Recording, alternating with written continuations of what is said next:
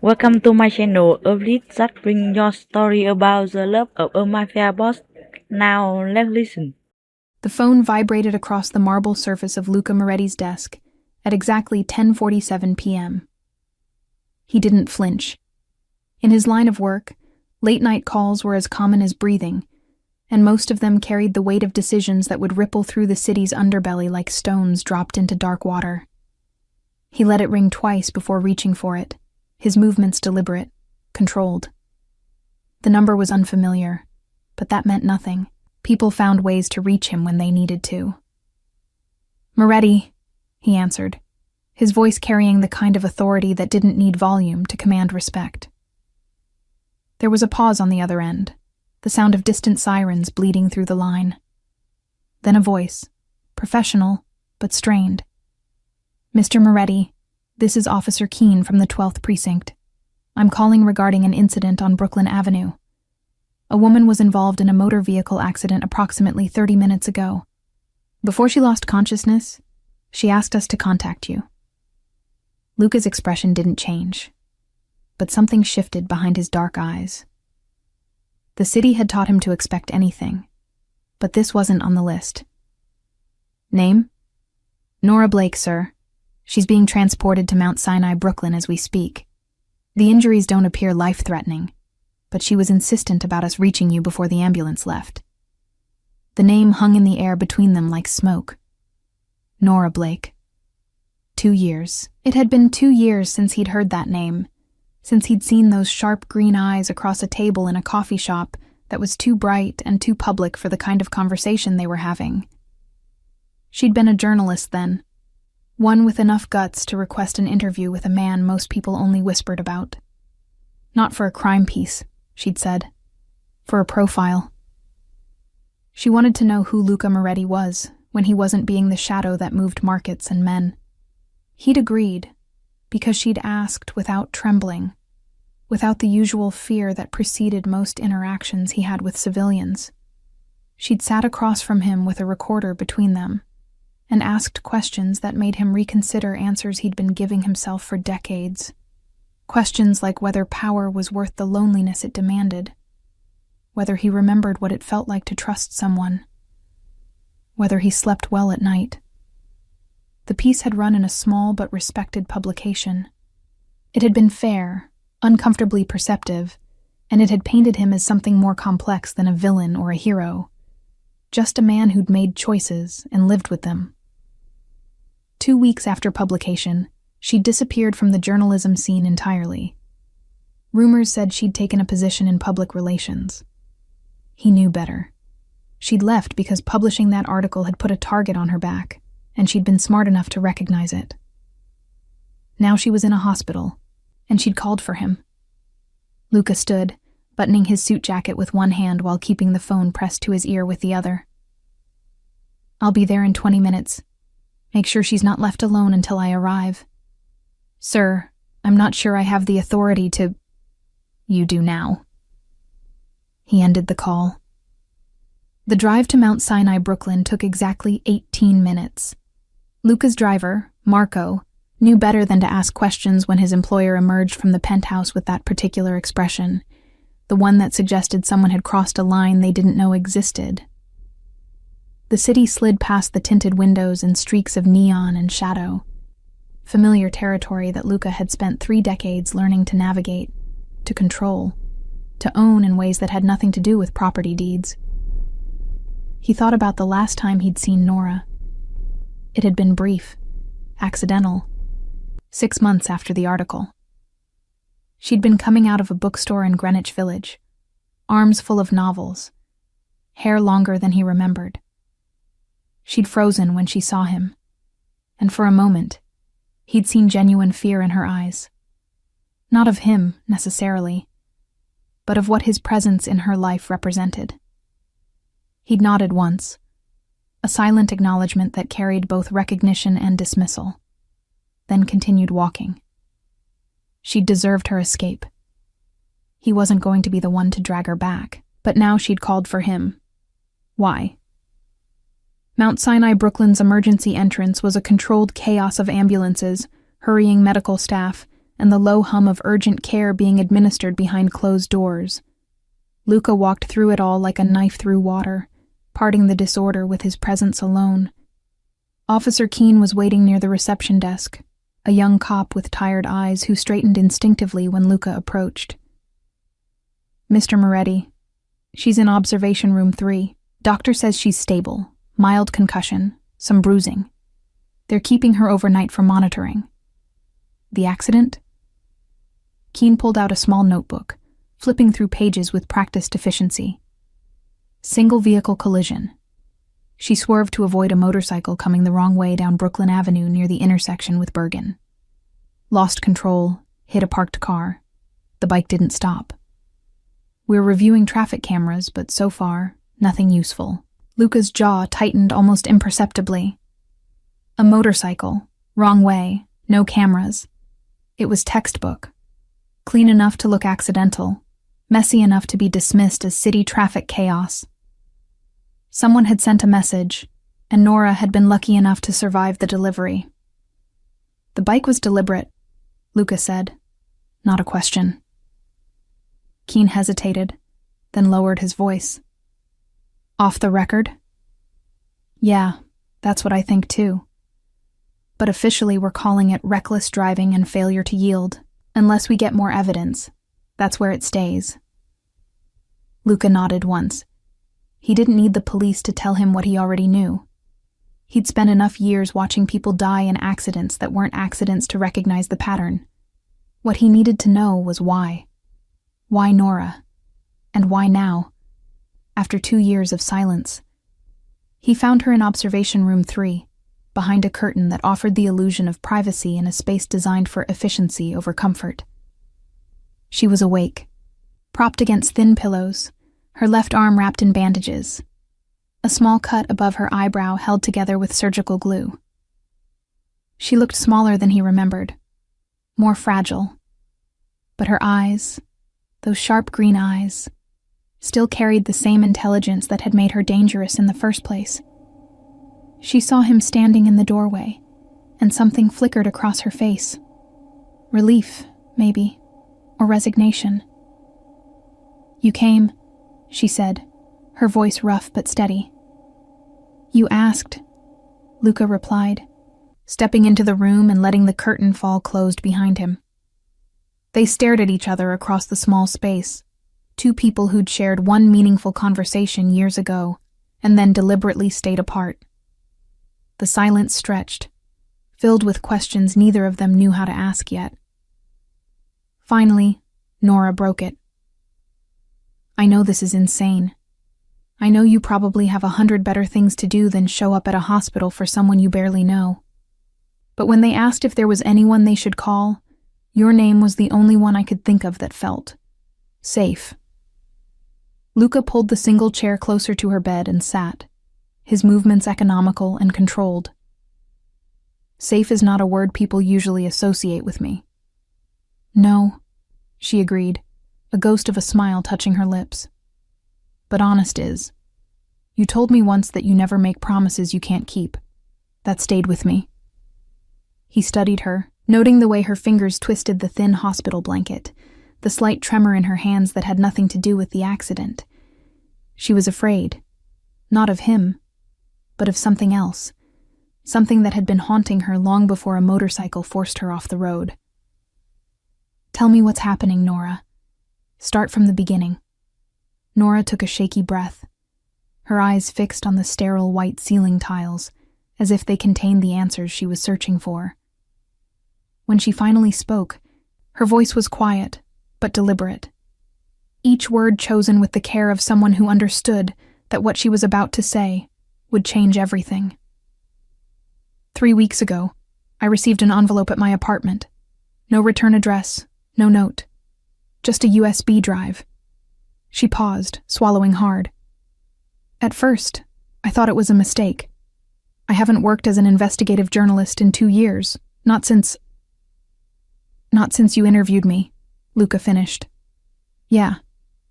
She met his gaze then, and he saw the guilt there, the weight of choices made in self-preservation. I took a job in corporate communications. Safe, boring, the kind of work that doesn't get you followed or threatened. I thought I'd left that world behind. But someone thought differently. She nodded. The drive contained files, documents mostly, financial records, email exchanges, photographs. At first, I didn't understand what I was looking at. Then I started connecting the pieces. Her fingers found the edge of the bandage on her arm, picking at it nervously. It's a network. Politicians, developers, construction companies. They've been running a scheme for the last 8 years, skimming millions from public infrastructure projects. Bridges that never got fully repaired, schools that used substandard materials, subway stations that should have been renovated but weren't. The money that should have gone to making this city safer has been lining their pockets instead. Luca's expression remained neutral, but his mind was already working through the implications. This kind of corruption wasn't new. New York had been built on handshakes and backroom deals since its founding. But the scope she was describing suggested something bigger, more organized than the usual petty graft that greased the city's wheels. "Why send it to you?" he asked. "If you've been out of journalism for 2 years, there are active reporters who would have been more logical targets." That's what I couldn't figure out at first. Then I found it, buried in one of the subfolders, almost like it was placed there deliberately. An article I wrote 4 years ago, before I ever interviewed you. It was about waterfront development in Red Hook. How certain projects seemed to get fast-tracked through approval processes while others languished. I didn't have enough evidence to name names back then, but I had suspicions. She closed her eyes, remembering. One of the people I'd suspected, a city councilman named Richard Harding, is at the center of this network. And in the files someone sent me, there's proof. Irrefutable, prosecutable proof. Luca leaned back slightly, processing. So someone wants this exposed. Someone on the inside who either grew a conscience or is looking to eliminate competition. That's what I thought too. Except, she hesitated, and he saw real fear flash across her features. Except I also found something else in those files. Something I wasn't supposed to see. The silence that followed was heavy with implication. Luca waited, patient as stone, giving her the space to continue at her own pace. He'd learned long ago that the most important information always came in these pauses, in the things people were afraid to say out loud. There were transfers, money moving through shell companies, offshore accounts. Most of it I couldn't trace, but there were a few transactions that had. Familiar patterns. She looked at him directly now, her gaze unflinching despite the tremor in her voice. Patterns I recognized from researching you 2 years ago. Not your money, I don't think, but accounts that orbit your world, legitimate businesses that connect to your network. And there it was. The reason she'd called him, the real reason she was afraid. Whoever had sent her those files had inadvertently, or deliberately, included information that tangentially connected to Luca's operations. Not enough to implicate him directly, but enough to suggest that the corruption network she'd been given evidence of intersected with his world, in ways that made everything exponentially more dangerous. Luca stood, walking to the window that looked out over the hospital parking lot. Dawn was still hours away, but the city never truly slept. Even now, deals were being made, debts collected, territories defended. He'd spent his entire adult life building an empire based on understanding power dynamics, on knowing when to push and when to retreat. This situation required careful consideration. "Did you make copies?" he asked, his back still to her. "Yes. Cloud storage, password protected, and I told 2 people what I'd found. My sister, who lives in Portland, and an old editor I trust. Smart. She was smarter than most people gave her credit for, certainly smarter than the people who'd tried to scare her off the road tonight. Creating a dead man's switch, ensuring that if something happened to her, the information wouldn't die with her. It was exactly what he would have done. The motorcycle wasn't random, he said, turning back to face her. You know that. I suspected. But I wasn't sure until I saw your face when the officer told you about the accident. She managed a weak smile. You have a tell, you know. When you're piecing together something dangerous, your jaw does this thing. I don't have tells. Everyone has tells. Yours are just more subtle than most. He almost smiled at that. Almost. Instead, he returned to the chair, leaning forward with his elbows on his knees, bringing himself closer to her level. Here's what's going to happen. You're going to stay in this hospital tonight, under observation like the doctors ordered. Tomorrow you're going to check out and come with me to a place that's more secure than wherever you've been staying. You're not going back to your apartment, not going to your office, not going anywhere predictable until we understand the full scope of what you've stumbled into. I'm not asking you to protect me, Nora said, but her protest lacked conviction. You asked for me before the ambulance arrived. That was asking for protection, whether you want to call it that or not. His tone wasn't unkind, but it was absolute. These people tried to kill you tonight with a warning that looked like an accident. Next time they won't bother with subtlety. And Nora, there will be a next time unless we figure out who's pulling the strings and convince them that touching you isn't worth the cost. She studied him for a long moment, her journalist instincts clearly warring with her common sense. Why are you doing this? We spoke once, 2 years ago. I'm not your responsibility. It was a fair question, and one he'd been asking himself since getting the call. The easy answer was that he didn't like loose ends, that having a journalist with information that tangentially connected to his world getting killed would raise questions he didn't want asked. But that wasn't the whole truth, and he found himself uncomfortable with offering her anything less.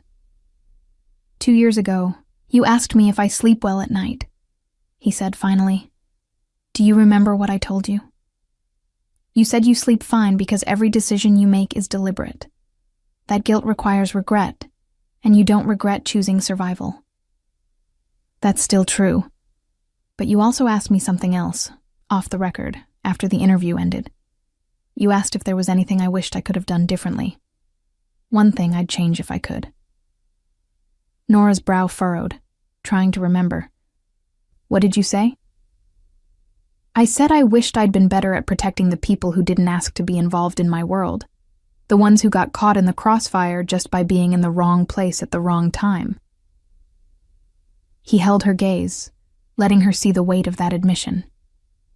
You wrote something dangerous 2 years ago because you were good at your job. You left that job because my world touched yours, and it scared you enough to walk away from what you loved. Now someone's trying to kill you. And while I didn't cause it directly, the edges of my world are close enough to what you found that I can't pretend I'm not involved. So this is guilt. This is responsibility. There's a difference. The curtain rustled, and a nurse poked her head in, her expression professional but pointed. Mr. Moretti, visiting hours ended 2 hours ago. I've been giving you leeway, but Ms. Blake needs rest. Luca stood, smoothing his suit jacket. I'll be outside. Officer Keene will remain at the door until morning.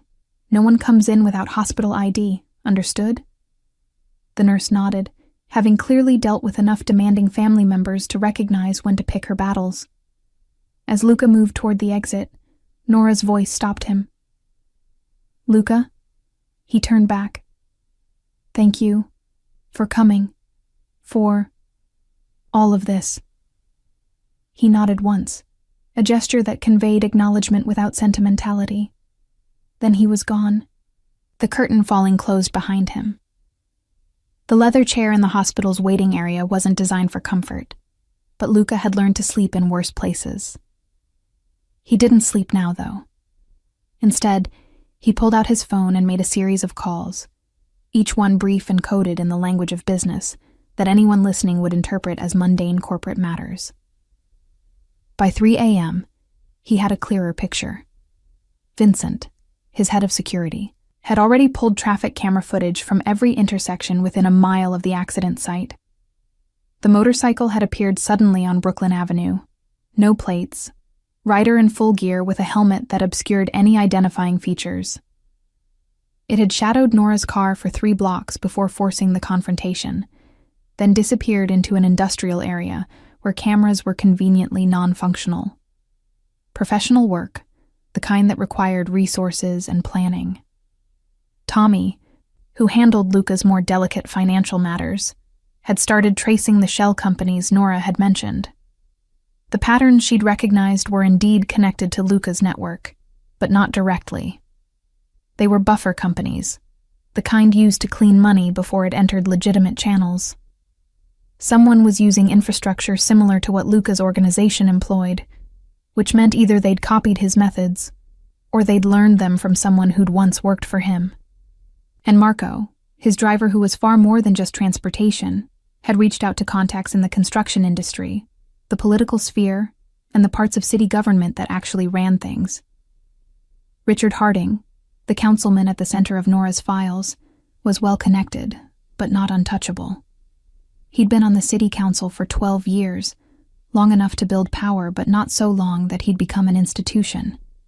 He had enemies, rivals, and a reputation for being just corrupt enough to be useful, but not so blatant that he drew federal attention. Until now, apparently. Luca synthesized the information with the practiced efficiency of someone who'd spent decades making life-and-death decisions based on incomplete data. The picture forming was complex, but not incomprehensible. Someone was trying to take down Harding's network, and they'd chosen Nora as their instrument, either because of her past work or because she was credible enough to make the evidence stick. The motorcycle incident meant that Harding's people had identified her as a threat, which suggested they had someone monitoring for exactly this kind of leak. But here was the interesting part. If they'd wanted her dead, she'd be dead. The accident was survivable, designed to scare rather than eliminate. That suggested either incompetence, which Luca doubted given the professional execution, or a warning. Someone on Harding's side wanted Nora to know she was vulnerable, to understand that going public with what she knew would have consequences. The question was whether that warning was meant for just her, or whether it was also meant for whoever had sent her the files in the first place. Dawn broke slowly over Brooklyn, the sky shifting from black to gray to the particular shade of urban blue that suggested the city was waking up whether it wanted to or not. Luca watched it through the waiting room windows, his mind already 3 steps ahead, planning contingencies and calculating risks. By the time Nora was cleared for discharge at 8 a.m., he had a plan. Officer Keene had been replaced by a day shift cop who looked less tired, but no less wary of Luca's presence. Luca ignored him, waiting while Nora signed paperwork and received discharge instructions that she clearly wasn't processing. When she finally emerged from behind the nurse's station, she'd changed from the hospital gown into the clothes she'd been wearing during the accident. Jeans, a sweater that had seen better days, sneakers that had a scuff mark from where her foot had hit the brake too hard. She looked exhausted, pale, and determined not to show it. "Ready?" he asked. "For what exactly?" "For disappearing, temporarily. I have a place in Tribeca. Secure building, doorman who knows how to be discreet, and enough distance from your normal life that anyone looking won't think to check there immediately." "I can't just disappear. I have a job, responsibilities. You have a concussion and documentation of a car accident. Call your office. Tell them you need a few days for recovery. They'll understand." Nora opened her mouth to argue, then seemed to think better of it. She was smart enough to know that he was right, that going back to her apartment or her office would be walking into whatever trap had been set for her next. Still, Luca could see the resistance in her body language, the way she held herself like someone preparing for a fight. "This isn't permanent," he said, softening his tone slightly. "Just until we understand what we're dealing with. A few days, maybe a week. And then what? Then we decide how to handle this in a way that keeps you alive and doesn't blow up both our lives." She considered this, her green eyes searching his face for something. Reassurance, maybe, or deception. Whatever she was looking for, she must have found enough of it, because she finally nodded. Okay, but I need to stop by my apartment first. Get clothes, my laptop, some things. Too risky. I have the files on my laptop, the full set. We're going to need them if we're going to figure this out. Luca's jaw tightened. There was that tell again, but he recognized the logic. Marco will take us. We go in, get what you need, and leave. No lingering, no stopping to tidy up. You have 10 minutes. Deal. The drive to Nora's apartment in Clinton Hill took 25 minutes through morning traffic. Marco kept checking the mirrors, watching for tails, while Luca sat in the back seat next to Nora, his phone a constant presence in his hand as he continued to coordinate with his people. The building where she lived was a pre-war walk-up, 4 stories, the kind of place that had probably been elegant in the 1920s and was now just holding on to respectability through good bones and rent control. "3rd floor," Nora said as they pulled up. "Apartment 3B. Marco parked directly in front, engine running. Luca got out first, scanning the street with the practiced eye of someone who'd learned to recognize danger in the placement of a parked car or the posture of a person pretending to read a newspaper. Nothing immediately set off alarms, but that meant less than it used to in an age where surveillance was digital and threats could be activated with a phone call. They climbed the stairs quickly, Nora leading the way, despite the obvious discomfort from her bruised ribs. When they reached her door, she froze. "What?" Luca was beside her instantly, his hand moving instinctively to the weapon he wore concealed beneath his jacket. "The lock. I always deadbolt it. It's not deadbolted now." He gently moved her behind him, pressing her against the hallway wall. "Stay here. If someone's in there, then they're about to have a very bad morning." He tried the doorknob. Unlocked. Pushing it open slowly, he stepped into the apartment, every sense heightened. The space was small, but organized, the home of someone who valued order, or at least it had been. Now books were pulled from shelves, couch cushions overturned, the contents of drawers scattered across the floor. Someone had searched the place, and they hadn't been subtle about it. "Clear," he called back to Nora after checking the bedroom and bathroom. "But you need to see this." She entered, and he watched her face go through the predictable progression of emotions. Shock, violation, anger. They were looking for the files. Obviously. Did they find them? "No, I keep my laptop with me." She pulled her messenger bag closer, protective. "Always." Luca walked through the destruction, analyzing the pattern. The search had been thorough but not professional. A professional crew would have left things looking undisturbed. This was meant to send a message. "We know where you live. We can get to you anytime. Nowhere is safe. Get what you need. We're leaving." Nora moved through the apartment mechanically, grabbing clothes from her ransacked closet, toiletries from the bathroom, a few personal items that had somehow survived the search. She worked quickly, efficiently, someone who'd learned how to pack for unexpected departures. When she pulled a framed photograph from the wreckage of her nightstand, a picture of her with an older woman who shared her features, her hand trembled slightly. "Your mother?" Luca asked. "Sister, Sarah. She's the one I told about the files." Nora carefully placed the frame in her bag. "She lives in Portland. Do you think—" "Give me her information. I'll have someone keep an eye on her, make sure she's safe." "You can do that? From here?" "I can do a lot of things from anywhere." They were back in the car within 15 minutes, the Manhattan skyline growing larger through the windshield as Marco navigated traffic. Nora sat silently, processing everything that had happened in the last 12 hours. Luca let her be, understanding that sometimes the mind needed quiet to catch up with the body. The building in Tribeca was exactly what he'd promised: secure, anonymous, expensive in the way that money could buy privacy. The doorman recognized Luca immediately, greeting him with the kind of professional deference that suggested he was well compensated to forget faces. The elevator ride to the 15th floor was silent except for the mechanical hum of the cables. The apartment was modern, minimalist, impersonal. Floor-to-ceiling windows offered a view of the Hudson River, furniture in shades of gray and white, art on the walls that was expensive, but emotionally neutral. It looked like a place where no one actually lived, which was accurate. Luca kept several properties like this around the city, safe houses for situations that required discretion.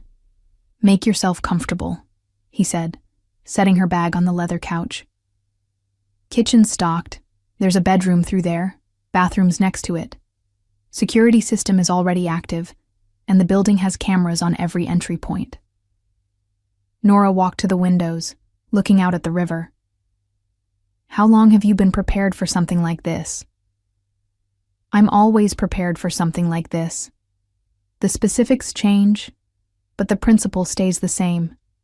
Have safe places, trusted people, and contingency plans."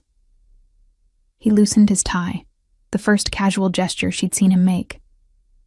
"I'm going to make some calls, see what else we can learn about who's behind this. You should rest." "I can't rest. Not yet." She turned to face him. "I need to look at the files again, figure out exactly what we're dealing with." "Nora." "I know I look like I'm about to fall over, and maybe I am, but I'm also the one who spent the last 3 weeks living with this information. I know these files better than anyone. If we're going to find out who's trying to kill me and why, I need to be part of that conversation." He studied her for a moment, seeing past the bruises and exhaustion to the stubbornness beneath. It was the same quality that had made her a good journalist, the refusal to accept easy answers or convenient lies. It was also what was going to keep her alive, if she was lucky. "All right," he agreed, "but coffee first. Strong coffee." She managed a real smile then, tired but genuine. "Now that's the best offer I've had all day." The laptop sat open on the glass coffee table between them, its screen casting blue light across the darkening apartment. Luca had dimmed the overhead lights, claiming it was easier on the eyes, but Nora suspected he was more comfortable in shadows anyway. They'd been working for 3 hours straight, cross-referencing the files she'd been sent with information Luca's people were feeding him in real time, building a map of connections that grew more complex with each passing minute. The coffee had been replaced by sandwiches that Luca had ordered delivered, then by more coffee. Nora's concussion was making her head throb with a steady, insistent pain, but she pushed through it, driven by the kind of focused energy that came from finally understanding the story you'd been chasing. "Here," she said, highlighting a series of transactions on the screen. "These payments all go through the same intermediary company, Riverside Development Solutions. On paper, they're a legitimate consulting firm that advises on urban renewal projects. But look at the timing. Every payment from the city to Riverside happens exactly 2 weeks before a corresponding payment from Riverside to one of these shell companies." Luca leaned closer, studying the pattern. Riverside receives contract payments from the city for consulting work that probably never happens, or is significantly overvalued. Then they filter that money through shells before it ends up in personal accounts.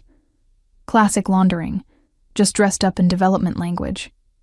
"Right, and Riverside's CEO is Michael Chen." Luca's expression darkened. "I know Chen. He used to work in legitimate development, made his money rebuilding properties in Queens after the housing crash. Then he started moving into more creative ventures. Creative meaning illegal? Creative meaning he learned that building things was harder than taking credit for other people's work." Luca pulled out his phone, typing a quick message. "If Chen's involved, this is bigger than just Harding and his council connections. Chen has relationships with people in my world, not my organization specifically, but adjacent to it. He's the kind of businessman who thinks having dinner with dangerous men makes him dangerous." Nora scrolled through more files, her fingers moving quickly across the trackpad. So who sent me these files? If this network includes people from your world, people who probably don't appreciate exposure, why risk leaking it? That's the question, isn't it? Lucas stood, walking to the windows. The sun was setting over the Hudson, painting the water in shades of orange and purple that would have been beautiful if he'd been paying attention. Someone inside wants out, or wants someone else out. The information is too detailed, too specific to be an outside hack. Whoever compiled these files had access to internal communications, knew where the bodies were buried. A whistleblower, or someone positioning themselves to take over. In my experience, moral outrage is rarely the motivation for this kind of betrayal. It's usually ambition, or fear. He turned back to face her. Tommy's been tracing the shell companies on your list. 3 of them dead-end in the Caymans, standard practice. But 2 of them, the ones connected to Riverside, those trace back to a bank in Delaware that has some interesting clients. Interesting how? Interesting in that the bank's primary investor is a firm owned by Victor Castellano. The name hung in the air like a stone dropped into still water, ripples spreading outward. Nora's journalistic instincts immediately flagged it as significant, even though she wasn't sure why. Should I know that name? Probably not, unless you've spent time investigating organized crime families in New York. Victor's old guard, been in the game since the 80s.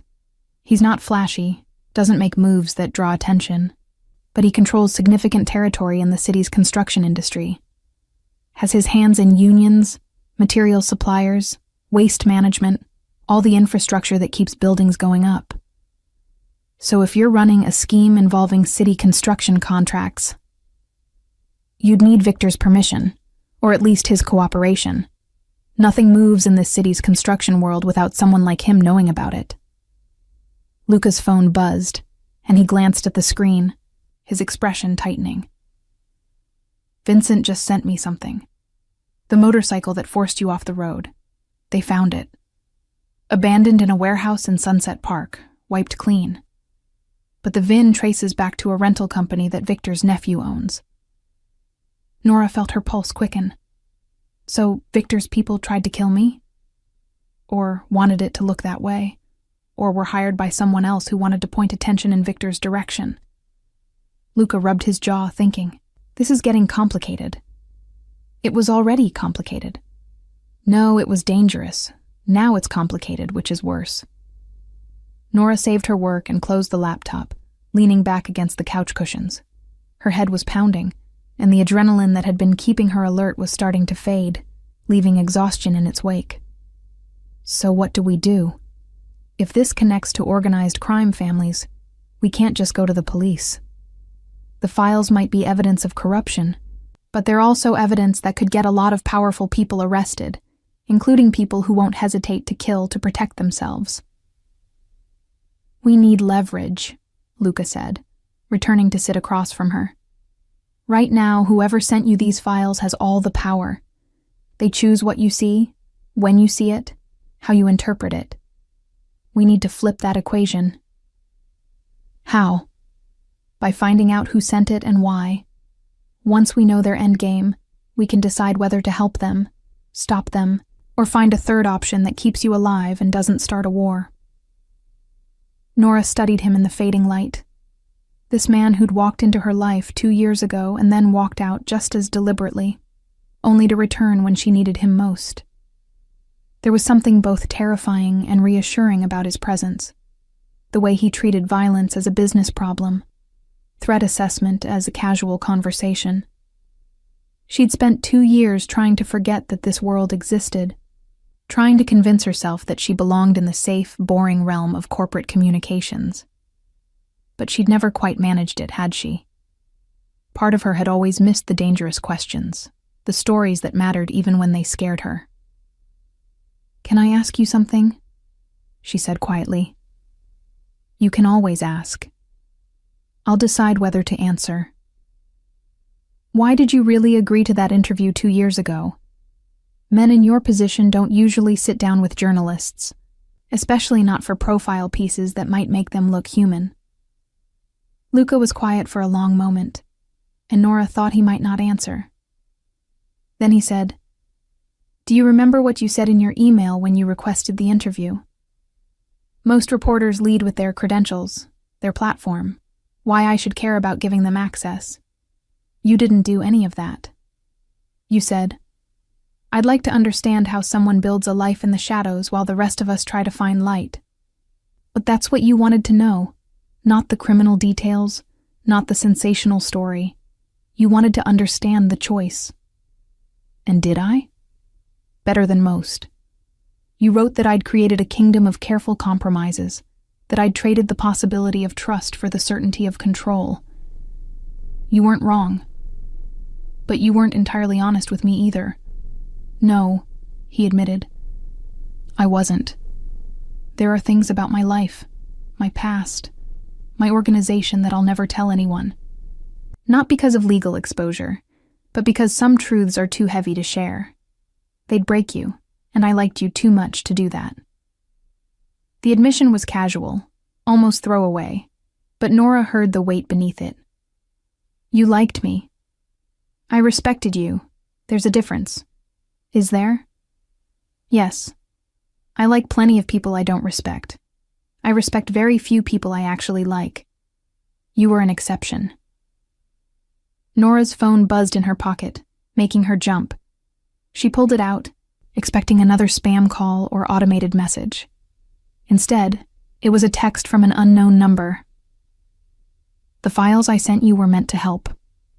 Stop investigating, stop asking questions, or you'll find out there are worse things than car accidents. Consider this your final warning." She showed the screen to Luca, watching his expression shift from neutral to dangerous in the space of a heartbeat. He took the phone from her hand, examining the number, then forwarded the message to someone before handing it back. "They're tracking you," he said simply. "They know you're not at your apartment, which means they're either monitoring your phone or they have someone watching you. Can't you trace it?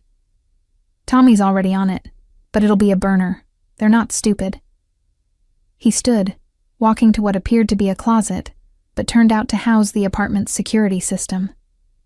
Within seconds, he'd pulled up camera feeds from the building's entrances, scanning for anyone who looked out of place. "The building's clean. No one followed us here, and no one's been loitering outside. But that message came within 15 minutes of us accessing those files on your laptop. You think the laptop's compromised?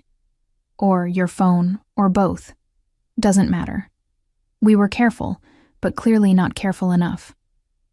He pulled out his own phone, making another call. "Vincent, I need a clean device delivered to the Tribeca location. Also need a tech team to sweep for surveillance software, both within the hour."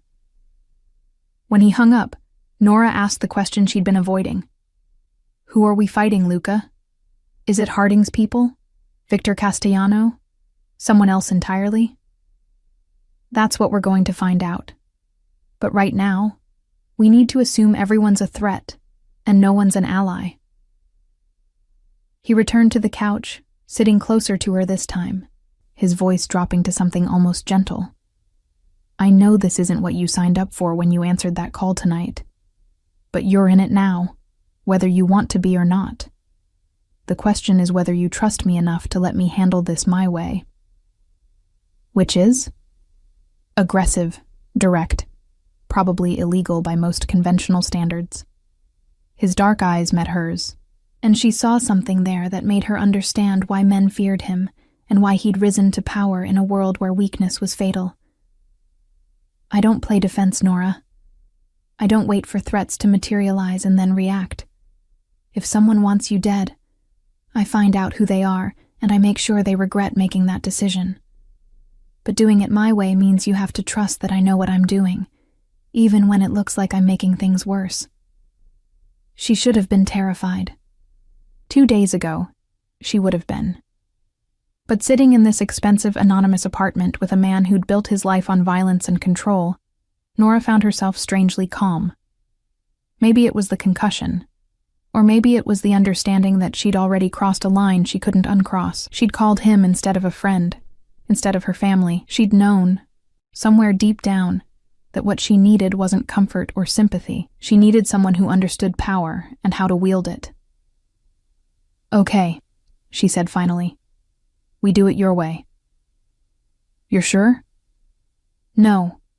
But I'm also not going back to pretending I can live a safe, quiet life, while people who do bad things control the narrative.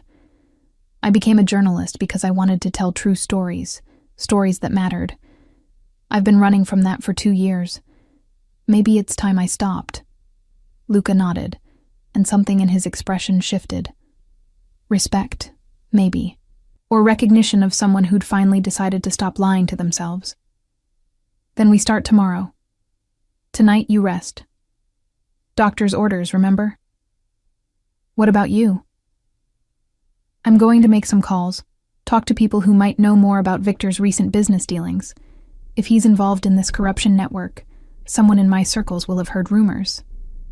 And if they haven't, then we'll take a more direct approach to finding answers." Nora didn't ask what that meant. She wasn't sure she wanted to know yet. The bedroom was dark and quiet, the kind of manufactured silence that came from being 15 floors above street level with triple-paned windows that blocked out the city's constant hum. Nora lay on the bed, still fully clothed, staring at the ceiling and trying to convince her body to rest. Her head ached with a steady, insistent rhythm that the painkillers had only partially dulled, and every time she closed her eyes, she saw the motorcycle coming toward her, felt the sickening lurch of losing control. She'd almost died. The thought kept circling back, undeniable and terrifying. If she'd been going faster, if the car she'd hit had been a tree instead of a parked sedan, if she hadn't instinctively turned the wheel at just the right moment. There were a dozen ways that accident could have ended with her in a morgue, instead of this expensive safe house. Through the door, she could hear Luca's voice, low and measured, speaking in Italian to someone on the phone. She didn't understand the language, but she understood the tone. Authority, command, the kind of voice that expected obedience and usually got it. It should have frightened her. Instead, it was oddly comforting, the oral evidence that someone was actively working to keep her alive. Eventually, exhaustion won out over anxiety, and she drifted into a thin, restless sleep filled with fragmented dreams of documents catching fire, numbers that wouldn't stay still long enough to read, and Luca's face asking her questions she couldn't answer. She woke to pre-dawn light filtering through unfamiliar windows and the smell of coffee. For a disoriented moment, she couldn't remember where she was, why her body ached like she'd been hit by a truck. Then it all came rushing back. The accident, the hospital, the ransacked apartment, the threatening text message. Nora sat up slowly, her ribs protesting the movement. The bedroom door was cracked open, and through it, she could see Luca sitting at the dining table, his suit jacket draped over the chair beside him, sleeves rolled up to his elbows. He was working on his own laptop, his face illuminated by the screen's glow, and even from this distance, she could see the tattoos that wound up his forearms, intricate patterns that probably had meanings she'd never understand. She'd noticed them during the interview 2 years ago, had asked about them. He'd given her a non-answer, something about personal history, and she'd been smart enough not to push. Now, watching him work in the early morning light, she wondered about all the questions she hadn't asked, all the stories written in ink and scars that he kept hidden beneath expensive clothes and careful control. "You're awake," he said without looking up. "There's coffee in the kitchen, fresh, made it 10 minutes ago." Nora padded out in bare feet, finding a mug already set out beside the coffee maker. The coffee was strong and black, exactly what she needed. She poured a cup and returned to the living room, settling into the chair across from him. "What time is it?" she asked. 6:30. Vincent's team swept your devices last night while you were sleeping. You're right about the laptop being compromised. Someone installed a keystroke logger that's been transmitting everything you type to an external server. Your phone's clean, but they recommended replacing it anyway. Nora's stomach sank. So whoever's behind this knows everything I've accessed, every search I've run, every file I've opened. For the last 3 weeks, yes. Which is actually helpful. How is that possibly helpful? Because now we know what they know, and we can use that.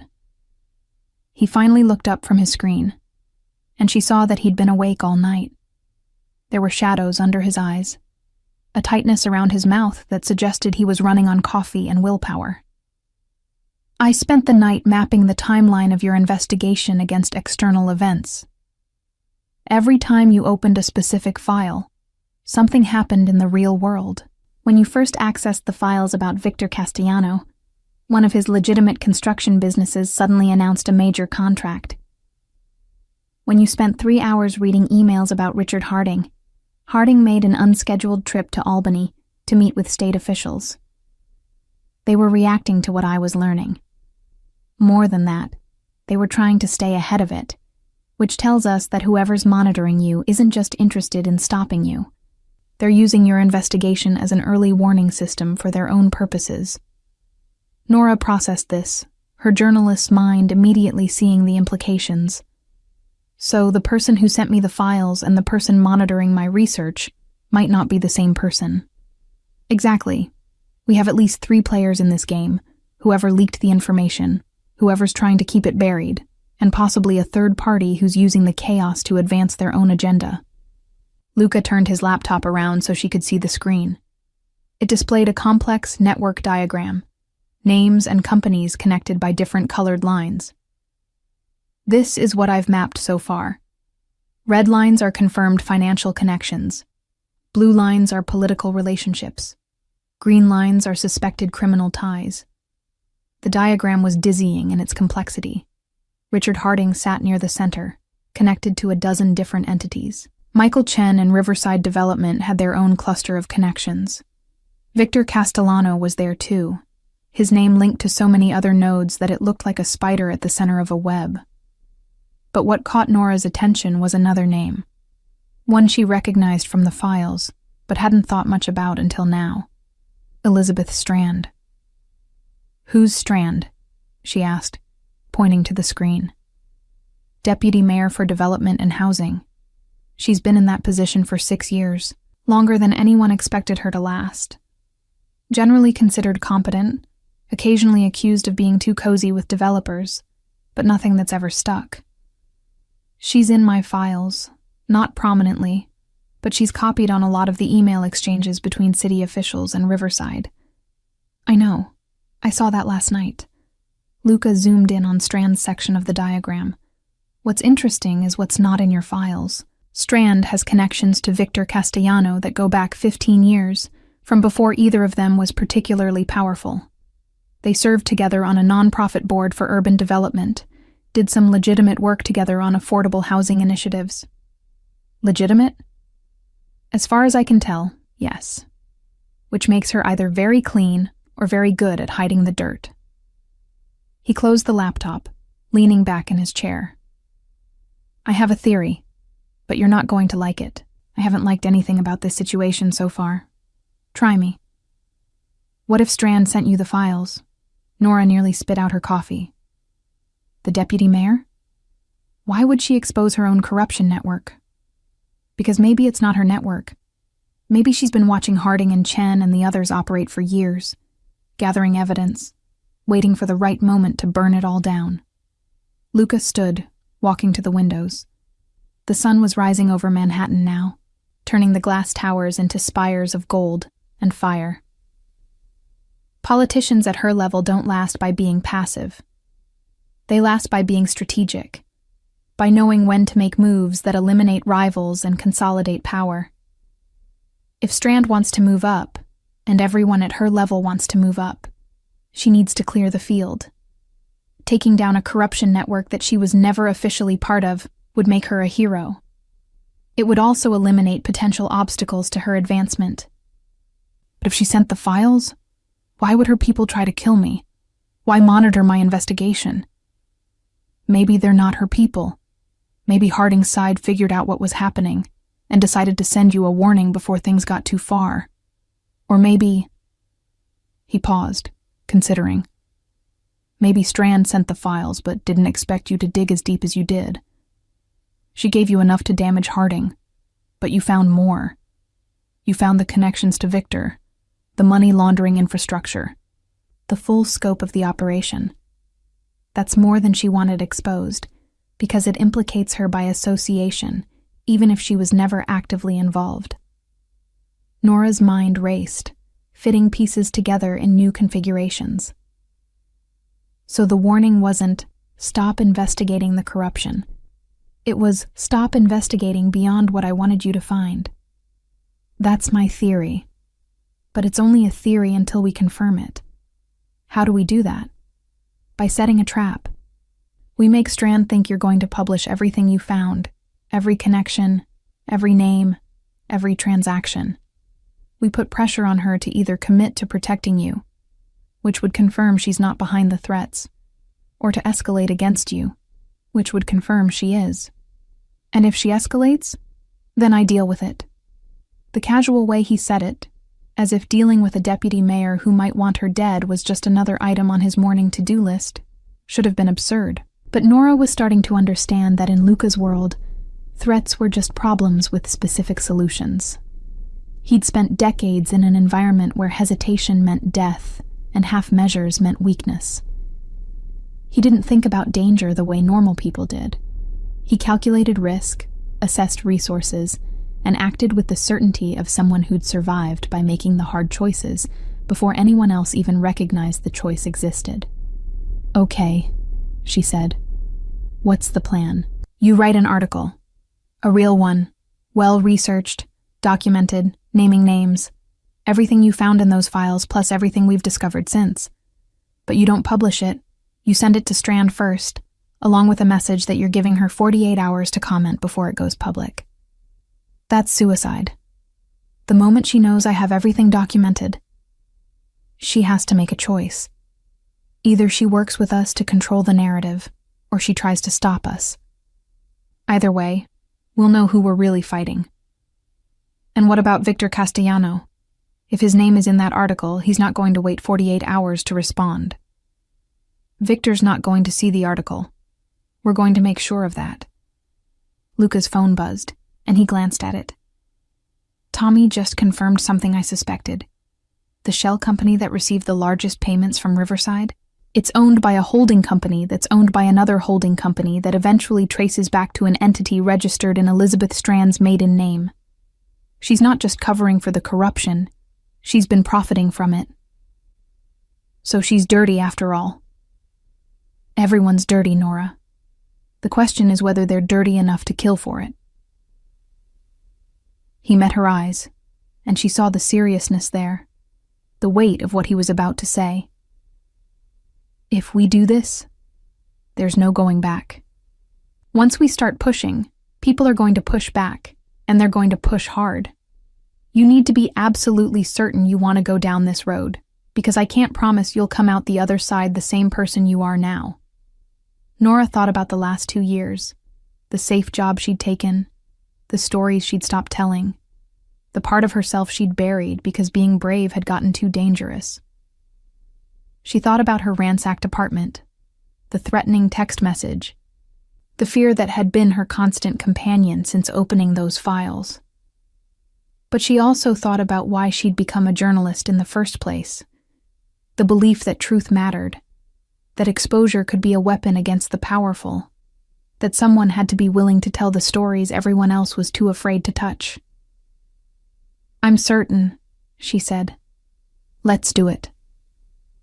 Luca nodded, and for the first time since she'd woken in the hospital and seen him standing at her door, he smiled.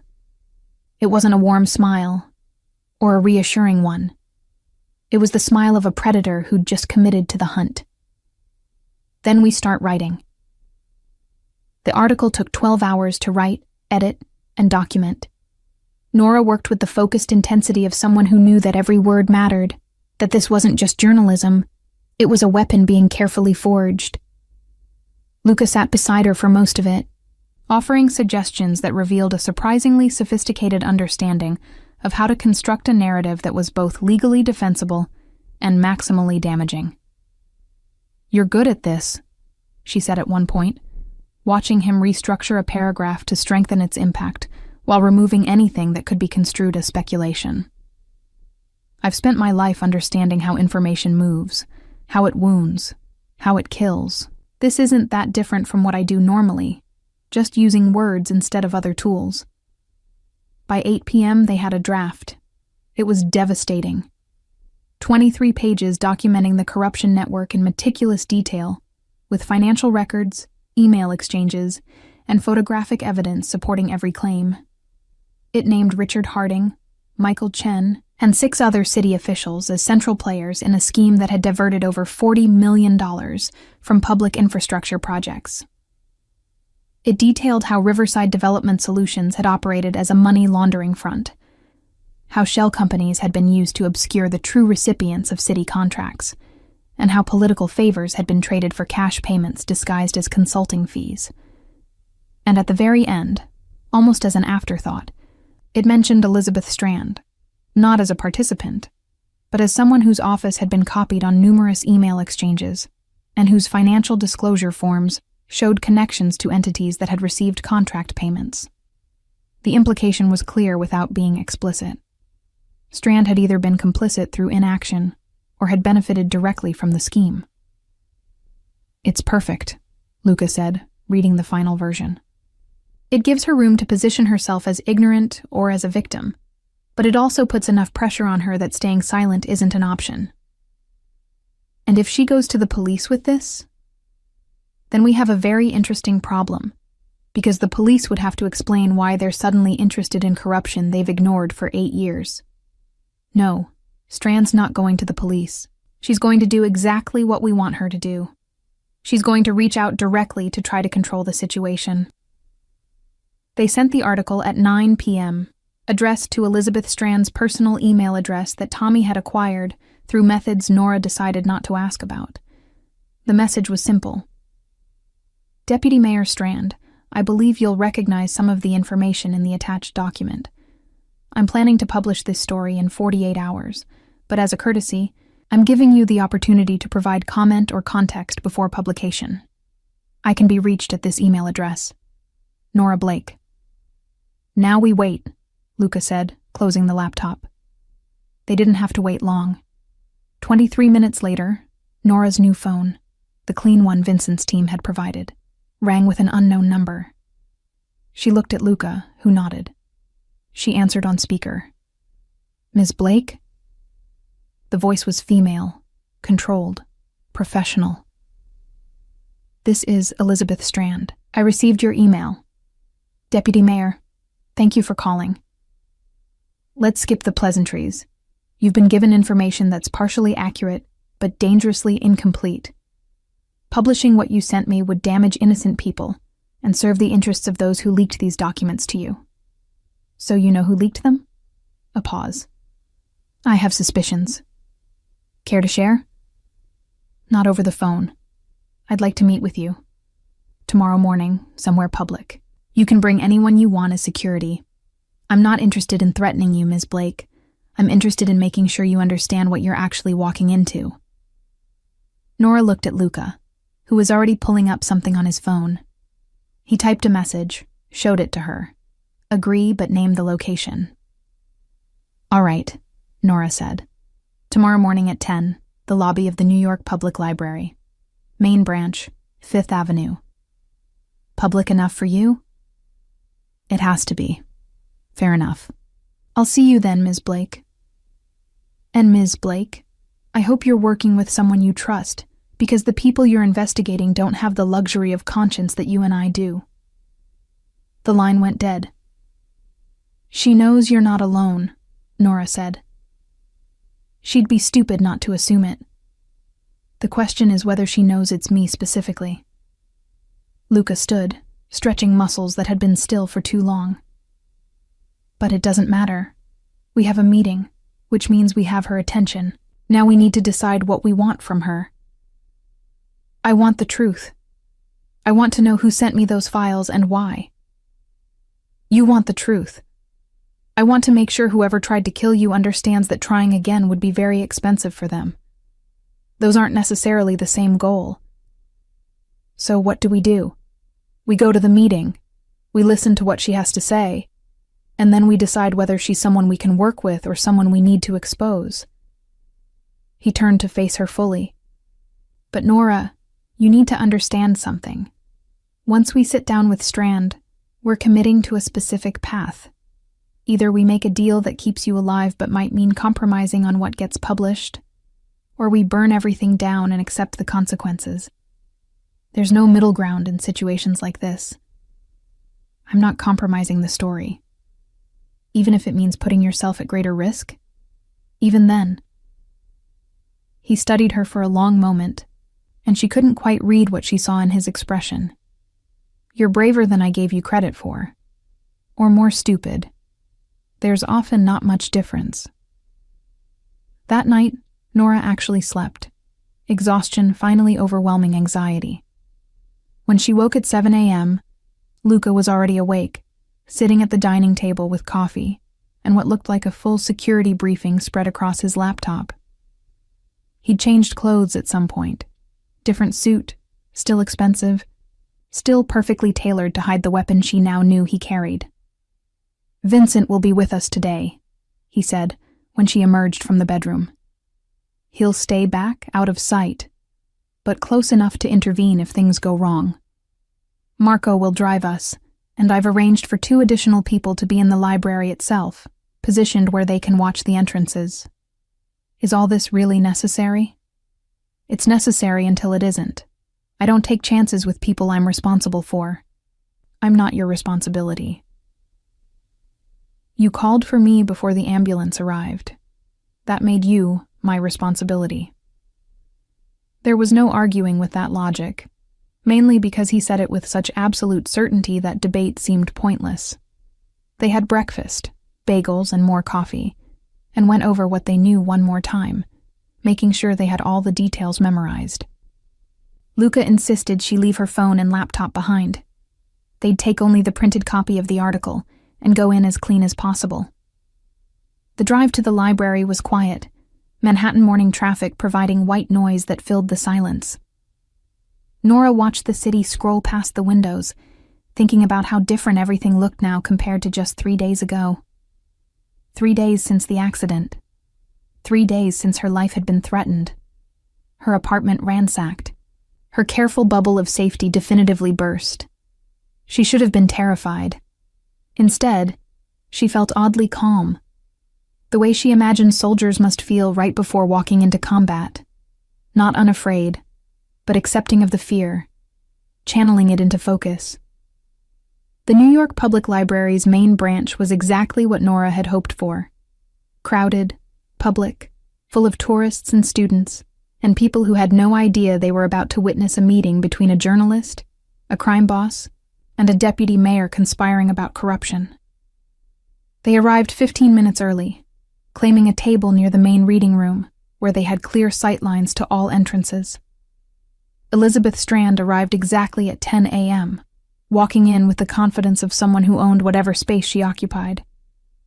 She was in her early 50s, expensively dressed but not ostentatiously so, with the kind of professional appearance that made you think competent before you thought anything else. She saw them immediately, registering Luca's presence with a slight widening of her eyes before her expression returned to neutral. "Ms. Blake," she said, extending her hand. "And Mr. Moretti, I should have guessed you'd be involved in this."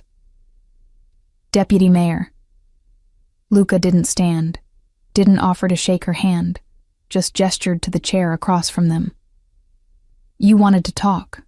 We're listening." Strand sat, placing her own phone face down on the table, a gesture of good faith that probably meant nothing. "Let me be direct. The files you received, Ms. Blake, were sent to you by someone within my own office, a junior aide named Marcus Chen, Michael Chen's nephew. He's been compiling evidence for months, but not out of any moral conviction. He's being blackmailed by someone we haven't identified yet, someone who wants to use your article to trigger a cascade of investigations that would benefit them politically or financially." "So you're saying everything in those files is true?" But I'm being manipulated? Nora kept her voice level, journalistic. I'm saying the truth is complicated.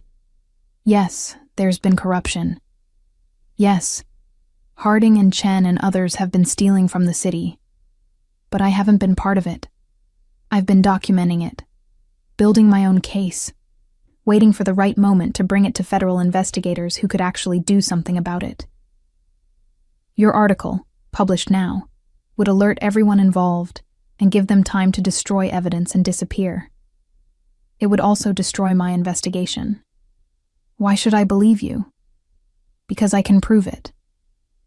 Strand pulled out a USB drive, setting it on the table. This contains evidence I've been gathering for 3 years. Recordings of conversations, original documents, witness statements. It's more comprehensive than what you have, and it's all admissible in court. I can give it to you, let you verify everything I'm saying. But I need you to hold your story for 2 months. That's when the federal investigation will be ready to move, when arrests can be made that will actually stick. Luca leaned forward slightly, and Nora saw Strand tense in response, an instinctive reaction to proximity to danger. And what do you get out of this arrangement? I get to be the deputy mayor who exposed corruption instead of the one who was suspected of enabling it. I get to advance my career without this hanging over me. And I get to make sure the people who are actually guilty go to prison instead of just getting slapped with fines and walking away. What about Marcus Chen, the nephew? He'll be arrested along with his uncle. The blackmail won't save him from participating in the cover-up. Strand's expression was hard. I don't protect traitors, Mr. Moretti. I thought you'd appreciate that. The three of them sat in silence for a moment, sizing each other up. Nora could feel the tension, the unspoken calculations happening beneath the surface of polite conversation. This was a negotiation, but not just about information. It was about power, about who controlled the narrative, about who would win and who would lose when everything came crashing down. I need to verify what's on that drive, Nora said finally. And I need to talk to some of my sources, make sure what you're telling me matches what they know. You have 48 hours. After that, I need your answer. Strand stood, leaving the USB drive on the table. Ms. Blake, I hope you understand that I'm trying to help you. Publishing now would make you a target for everyone involved in this scheme, not just the people who've already tried to hurt you. Waiting gives you protection, federal protection, if necessary. Or it gives you time to clean up loose ends. If I wanted you dead, you'd be dead. The statement was delivered without malice, just fact. Mr. Moretti understands how this works. Sometimes the best way to stay alive is knowing when to be patient. She left without another word, disappearing into the crowd of library patrons. Nora picked up the USB drive, turning it over in her fingers. What do you think? I think she's telling part of the truth. Maybe even most of it. Luca stood, scanning the room automatically before gesturing for her to follow. But I also think she's playing her own game, and we won't know all the rules until we're too far in to back out. They returned to the Tribeca apartment, where Luca had Tommy analyze the USB drive for malware before they opened any files. It was clean, surprisingly so, and contained exactly what Strand had promised. Years of carefully compiled evidence, witness statements, recorded conversations. It was the kind of documentation that could bring down not just Harding's network, but 6 other corrupt operations across the city. She's been building a case, Nora said, reading through the files with growing amazement. Not just against Harding, but against everyone. This is incredible. It's also dangerous. If this information exists, people will kill to keep it from becoming public. Luca was reading over her shoulder, his expression thoughtful. She's offering to let you break this story when the time comes. That's not a small thing. So you think we should trust her? I think we should verify everything she gave us, cross-reference it with what we already know, and then make a decision based on evidence, rather than hope. He sat beside her, close enough that she could feel the warmth of him, the solid presence that had become oddly comforting. But Nora, I also think you need to accept that whatever you decide, you're going to make enemies. Powerful ones. People who won't forget that you cost them money and freedom and power. I know. Do you? Because understanding it intellectually and living with it are different things. I can protect you from immediate threats, but I can't protect you from the long-term consequences of burning down people's lives. That's a burden you'll carry forever. She turned to look at him, really look at him, seeing past the expensive suits and controlled demeanor to the man underneath. Is that what you carry? The weight of all the decisions you've made, all the people you've hurt? Every day. And you still sleep well at night? Most nights. But there are some I don't. His dark eyes held hers. You asked me once if I had regrets. I said I didn't, and that was true at the time. But you made me think about it differently. You made me wonder what kind of man I'd be if I'd made different choices. And I'd probably be dead. The world I operate in doesn't reward conscience. It rewards strength, certainty, the willingness to do what others won't. But meeting you reminded me that there are people who choose differently, who have the courage to be vulnerable in a way I never could be. That's worth something. Maybe worth more than what I've built. Nora felt something shift in her chest, a recognition of the moment they were sharing. This wasn't about the investigation anymore, or about the threats against her life. This was about two people who'd collided accidentally 2 years ago, and then deliberately avoided each other, both understanding that whatever existed between them was too complicated to examine closely. Now, forced together by circumstances, they couldn't avoid it anymore. Luca. Her phone buzzed, another message from an unknown number. Enjoyed watching you at the library. Strand's lying to you. The federal investigation doesn't exist. She's trying to buy time to eliminate evidence and witnesses. Publish now, or she'll make sure you never publish anything again. Attached was a photograph. Elizabeth Strand, taken from a distance, meeting with someone Nora didn't recognize in what looked like a parking garage. Luca took the phone, examining the image closely. Tommy, I need facial recognition on this person. Send it encrypted. He looked at Nora. This changes things. Who's sending these messages? If it's Marcus Chen, it's not Chen. Chen's being blackmailed, remember? He's not the mastermind, just the source. Someone else is orchestrating this, using both you and Strand as pieces on a board we can't fully see yet. The phone buzzed again. Tommy's response came fast. The person in the photograph was Victor Castellanos' lawyer. Nora felt cold. Why would Strand be meeting with Castellanos' lawyer? Either she's dirtier than she claimed, or... Luca paused, thinking. Or she's trying to make a deal. Cut Victor in on whatever arrangement she's setting up with the federal government. Immunity for testimony, maybe. Or reduced charges. Or she's working with him to make sure the investigation never happens. That too. They sat in silence, the weight of uncertainty pressing down on both of them. Every piece of information seemed to contradict the last. Every potential ally revealed as potentially an enemy. Nora felt exhaustion creeping in again, the concussion still affecting her more than she wanted to admit. What do we do? She asked quietly. Luca stood, walking to the windows again. It was late afternoon now, the sun starting its descent toward New Jersey. We do what we should have done from the beginning. We stop trying to figure out who to trust and start assuming everyone's lying. We verify everything, believe nothing, and make our decisions based solely on what we can prove. And then? And then we publish the truth, all of it, regardless of what deals people are trying to make behind the scenes. We let the chips fall and deal with whoever comes after us. He turned back to her. But fair warning.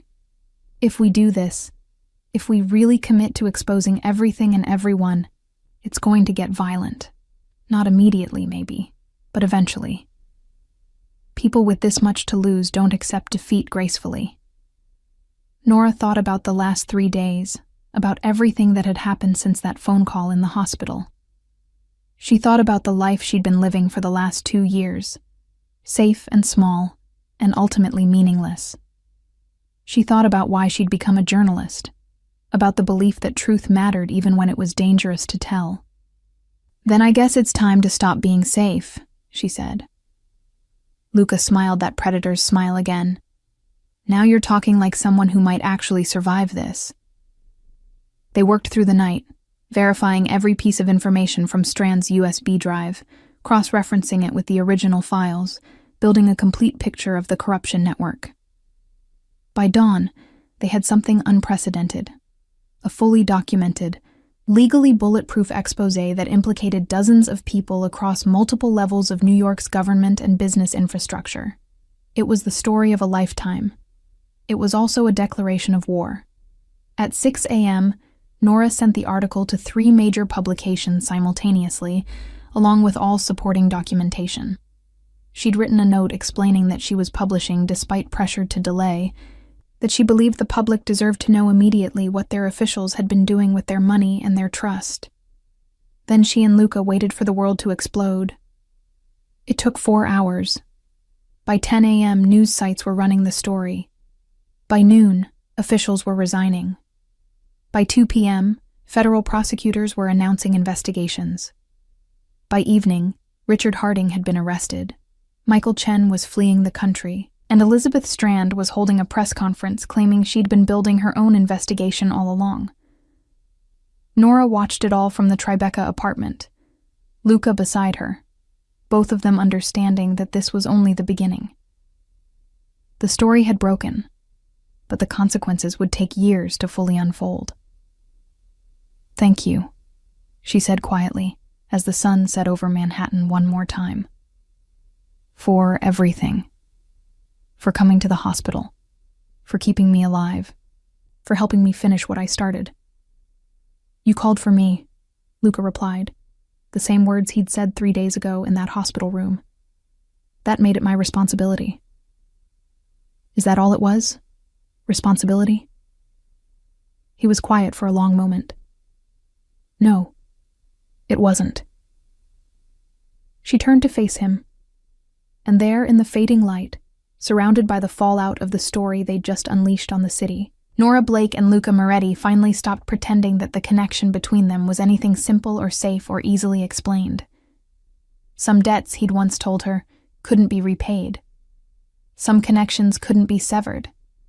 And sometimes the person who answered your call in the darkest moment wasn't who you expected.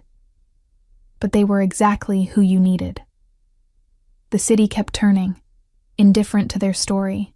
But for 2 people who'd found each other in crisis and stayed together through chaos, everything had changed. Not into something easier, but into something real. And in a world built on lies and careful compromises, real was the most dangerous thing of all.